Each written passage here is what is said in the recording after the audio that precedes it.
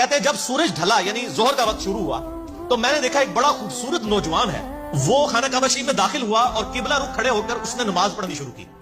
اتنے میں ایک چھوٹا سا بچہ وہ دوڑتا ہوا آیا، وہ اس کی دائیں طرف کھڑا ہو گیا اور اس نے بھی نماز شروع کر دی۔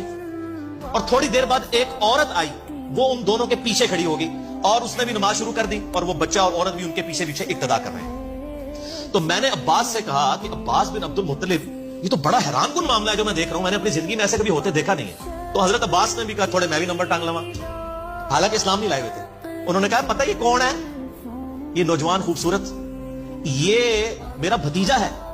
محمد بن عبداللہ۔ اچھا، انہوں نے کہا اچھا، اور کہا یہ چھوٹا بچہ ساتھ کھڑا ہے نا، یہ بھی میرا بھتیجا ہے علی ابن ابی طالب، اور یہ جو پیچھے عورت کھڑی ہے نا، یہ میرے اس بھتیجے محمد بن عبداللہ کی بیوی ختیجہ ہے، اور اس وقت روئے عرض پہ ان تینوں کے علاوہ کوئی بھی ان کے دین کا فالوور نہیں ہے، یہ تینوں ہی اس دین کے اوپر ہیں، اور یہ شخص کلیم کرتا ہے کہ مجھے زمین و آسمان کے پروردگار نے پیغمبر بنا کر بھیجا ہے، اور ان قریب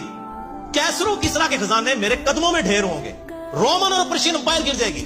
اور حالانکہ حالت یہ ہے کہ صرف 3 بندے اس دین کے اوپر ہیں۔ حضرت عفیف کہتے ہیں آئے اے کاش میں اس وقت کلمہ پڑھ لیتا تو میں چوتھا مسلمان ہوتا، بعد میں ہو گیا مسلمان۔ اس وقت کس نے سوچا تھا 3 برے اعظموں تک ود ان 17 ایئرس اسلام کی دعوت پہنچی۔